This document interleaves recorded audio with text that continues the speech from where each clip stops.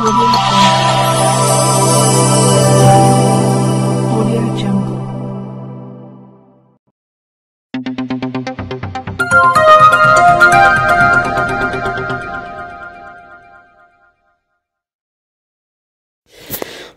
नमस्कार, सत श्री अकाल, जय भीम मित्रांनो. मी सादिक शाह, बडनेरा मंडल न्यूज चॅनल साठी आपले स्वागत आहे. पाहूया आजची बातमी. रामराव भोयर विद्यालय नांदगाव खंडेश्वर येथे माजी विद्यार्थिनींचा गुणगौरव सोहळा संपन्न. शैक्षणिक, सामाजिक आणि कला क्षेत्रात उल्लेखनीय कामगिरी करणाऱ्या माजी विद्यार्थिनींचा गौरव करण्याचा एक प्रेरणादायी उपक्रम रामराव भोयर विद्यालय नांदगाव खंडेश्वर येथे मोठ्या उत्साहात पार पडला.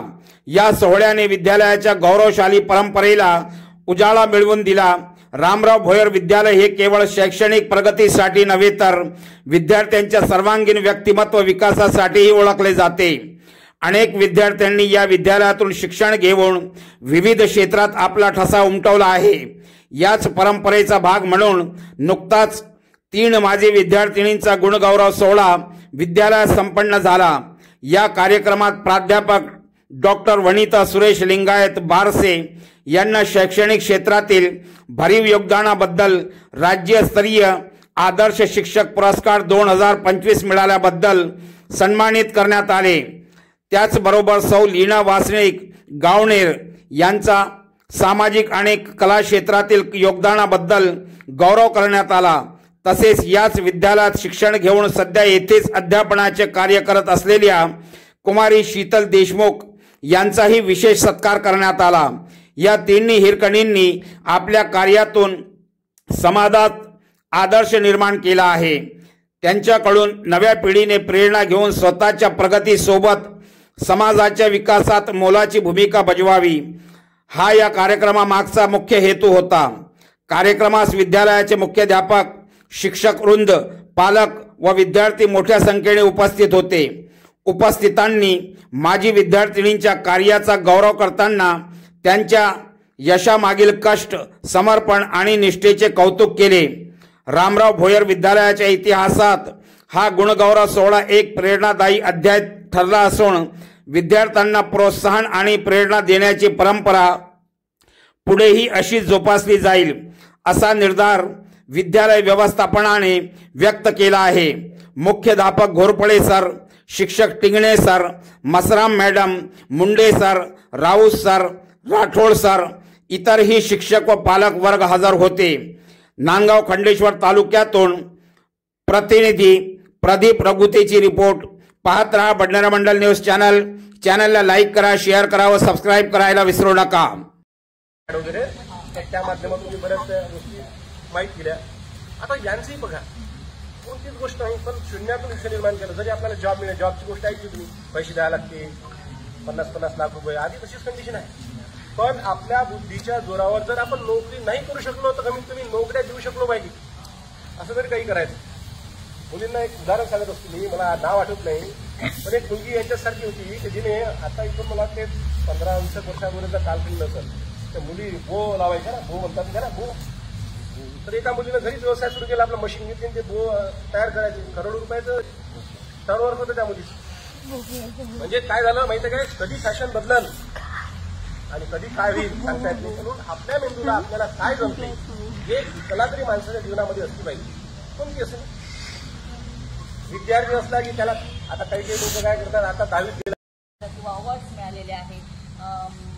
महाराष्ट्र लोकमत ब्युटी क्वीन सखी सम्राज्ञी, त्यानंतर अमरावती क्वीन, त्यानंतर राज्यस्तरीय लोकमत सखी सम्राज्ञी क्वीन. तर हे फक्त सौंदर्यावर दिसण्यावर नसतं, तर तुमच्यामध्ये टॉकिंग किती आहे, वॉकिंग किती आहे, कॉन्फिडन्स किती आहे, आय कॉन्टॅक्ट तुमचं पब्लिकशी कसं आहे, तुम्ही क्वेश्चन अँड आन्सरिंग कसे करतात, तुम्ही कौटुंबिक फॅमिलीला किती महत्त्व देता, तुम्हाला त्याच्यामधलं किती येते, तुम्हाला एज्युकेशन किती येतो, म्हणजे चारही बाजू पाहायला जाते, तेव्हा ते अवॉर्ड मिळतात. जे क्राउन्स मला मिळालेले आहेत, जे ट्रॉफीज मिळालेल्या आहेत, जे सर्टिफिकेट मिळालेले आहेत. आज नक्की कधीतरी घरी येण्याचा योग मिळाला तर ट्रॉफ्या पहा, मला नेहमी त्या ट्रॉफ्या पाठवल्या पाहिल्या. जी पहिली ट्रॉफी जी आपल्या शाळेतून मिळाली होती ती सुद्धा माझ्याकडे आहे. एवढी निळ्या कलरची ट्रॉफी मॅडमनी दिली होती. आणि त्यावेळेस कपचं आणि ट्रॉफीचं महत्त्व म्हणजे गोल्ड मेडलपेक्षा जास्त असते. आणि महिलांना खरंच जागृत व्हा, कारण की मोबाईलचे दुष्परिणाम बसले तरी गेम खेळू नका. त्याच्यातून तुमच्या ब्रेनला क्रिएटिव्हिटी मिळते, कन्फ्युजन होतं, ब्रेन डिस्टर्ब होतं. पण तुम्ही त्या मोबाईलला कला म्हणून यूज करा. सेल्फी काढणं ही एक कला आहे, रील कसा करायचा ही एक कला आहे. म्हणजे मागच्या वर्षी रील करण्याची कार्यशाळा अमरावतीमध्ये घेतली. काही बायांना मोबाईल यूज नाही करतात, त्यांना वाटतं ना आपण ट्रिपला जातो तर आपल्याला फोटो सुद्धा नाही करतायत, सेल्फी स्टिक यूज नाही करतायत काही साधारण बायांना. म्हणून मोबाईल कसा यूज करायचा, किती यूज करायचा अशी लेडीजची कार्यशाळा घेतली गेली.